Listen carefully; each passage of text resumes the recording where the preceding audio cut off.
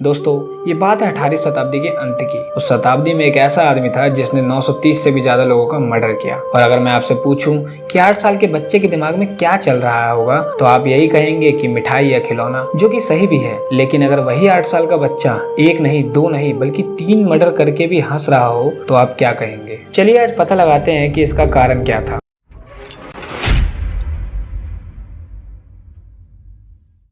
नमस्कार दोस्तों स्वागत है आपका हमारे YouTube चैनल एक्शन फैक्ट्स में। पहला, ठग बहराम जिसे बहराम जमींदार और किंग ऑफ ठग्स भी कहा जाता था। बहराम एक ऐसी प्रथा का राजा था जो लेट 18th सेंचुरी में होती थी सेंट्रल इंडिया के अवध राज्य में। ये लोग रास्ते से जाने वाले लोगों को पकड़कर पैसे गहने सब छीनकर उन्हें मार दिया करते थे और इस काम में उनका साथ ईस्ट इंडिया कंपनी का एक ऑफिसर जेम्स पैटन देता था। जेम्स के मुताबिक बहराम ने 930 से भी अधिक मर्डर किए थे, लेकिन बहराम ने सिर्फ 150 मर्डर कबूल करे। बहराम लोगों को मारने के लिए रुमाल का इस्तेमाल करता था जिसमें मेटल का लॉकेट सिला हुआ होता था। बहराम मेटल को विक्टिम के टेटू पर रखता था और तब तक खींचता था जब तक उसकी मौत ना हो जाए। और जब बहराम की खबर ब्रिटिश सरकार तक पहुंची तो बहराम को 1840 में फांसी की सजा सुना दी गई। दूसरा, किलर सिस्टर्स। साइकोलॉजिस्ट का कहना है कि सीरियल किलर्स के लिए विक्टिम किसी सामान की तरह होते हैं। ज्यादातर केस में सीरियल किलर्स का कहना होता है कि उन्हें लोगों को मारने से अच्छा लगता है। ऐसी ही कहानी है 2 सौतेली बहनों की, रेणुका शिंदे और सीमा गावित, जिन्होंने 13 बच्चे किडनैप करे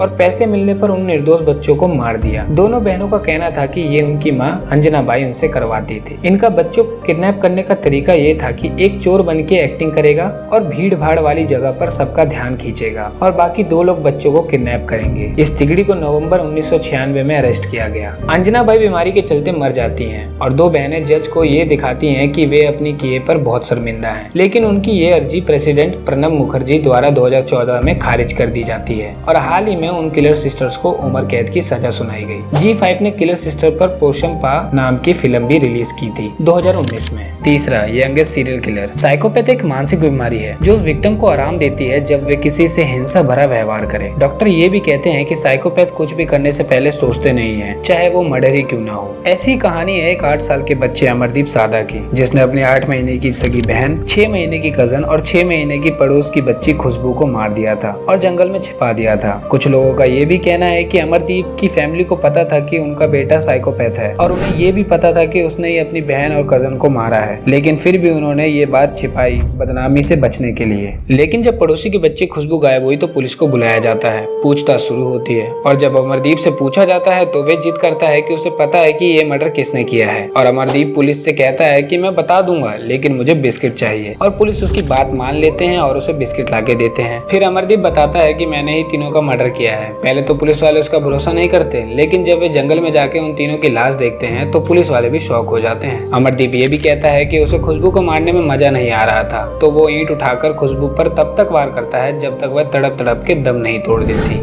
लेकिन दिल दहला देने वाली बात तो ये थी कि अमरदीप ये सब बिना डरे बताता है, जिससे ये दिखाई देता है कि उसे अपने किए पर कोई पछतावा नहीं हुआ। ये वीडियो आपको डराने के लिए नहीं बल्कि जागरूक करने के लिए है। अगर वीडियो अच्छी लगी हो तो लाइक, शेयर, कमेंट करना ना भूलें और अगर चैनल पर नए हैं तो सब्सक्राइब करना भी ना भूलें। धन्यवाद।